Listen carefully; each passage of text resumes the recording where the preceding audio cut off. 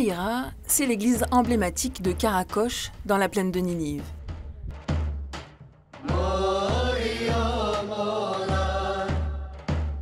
Située à 30 km au sud-est de Mossoul et à 80 à l'ouest d'Erbil.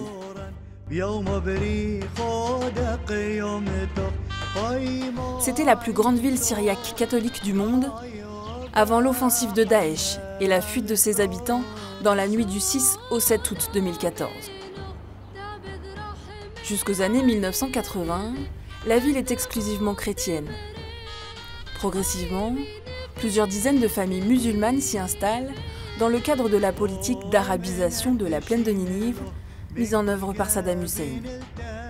Al-Tahira, en français l'Immaculée Conception, est l'édifice le plus imposant de Karakosh. De loin déjà, on aperçoit son dôme surmonté d'une croix.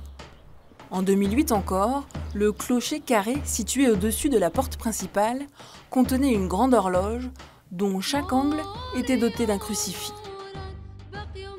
L'édifice religieux est composé de deux églises, l'ancienne et la nouvelle.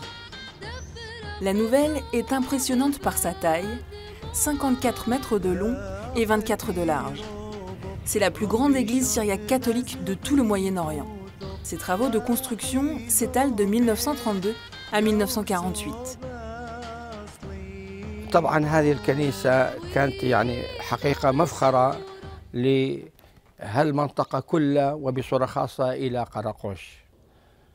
الحقيقة هذه الكنيسة بنيت للحاجة الماسة اللي طرأت لكثرة الناس في القرية. Constituée de 3 nefs, comme souvent en Orient, la nouvelle Al-Tahira repose sur 22 piliers en marbre de Mossoul. Aujourd'hui, les murs noircis portent la marque de l'incendie provoqué par Daesh avant son départ en octobre 2016. Certaines pierres du chœur ont éclaté sous la violence du feu. Comme on peut le voir sur cette photographie de 2008, l'intérieur de l'édifice était d'une blancheur éclatante. لازم واحد يكون عنده فكرة من هذه القطعة هي قطعة واحدة من هون إلى فوق يعني مع إمكانياتهم الضعيفة كانوا يجيبوها من الجبل يجيبوها إلى هون بس هذه كانت من مادة المرمر المصلي اللي هو موجود في عين الصفراء قريب من برطلة كانوا يجيبوها من هنا. En montant quelques marches, on atteint un autel de marbre surmonté par une voûte ornée de feuilles d'acanthe, un motif très répandu dans les églises de la plaine de Ninive. En sortant, on entre dans la cour qui la sépare de l'ancienne église. Sur la droite, une réplique de la grotte de Lourdes attire le regard.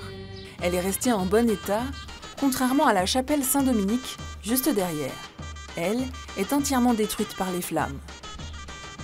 Lorsqu'on s'enfonce encore un peu dans la cour, sur la gauche, une chapelle dédiée à la Vierge. Bien qu'elle soit petite, les fidèles y sont attachés car elle renferme les tombeaux des prêtres qui ont fait vivre Al-Tahira à travers les siècles. Tout au bout de la cour, en parallèle de la nouvelle, voici l'ancienne église. Pour y accéder, il faut descendre une dizaine de marches. Elle aussi se compose de 3 nefs avec 3 autels, mais de proportions bien plus modestes. Les historiens ont du mal à dater précisément sa construction. Certains estiment qu'elle remonte au XVIe siècle, d'autres au XIIIe, voire au Ve.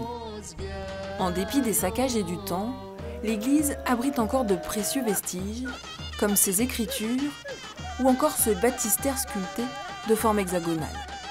Pour les habitants de Karakosh, Al-Tahira est le symbole de la vivacité de la foi chrétienne de la ville. بالتأكيد كنيسة الطاهرة هي محتضنة لطفولتي الإيمانية. نعم بهذا أرى أنها حتى بحجارتها تدفعنا وتشجعنا على الالتزام الإيماني وهكذا في الفعاليات الليتورجية المصاحبة لكل الأعياد والمتميزة أكثر هو في أسبوع الفصح يعني من رتبة غسل التلاميذ، رتبة السعانين العفو، وغسل التلاميذ، أرجل التلاميذ، وبعدين أيضا الجمعة العظيمة وقداديس القيامة، كلها كانت بنكهة إيمانية شعبية تدخل الأعماق. دعمه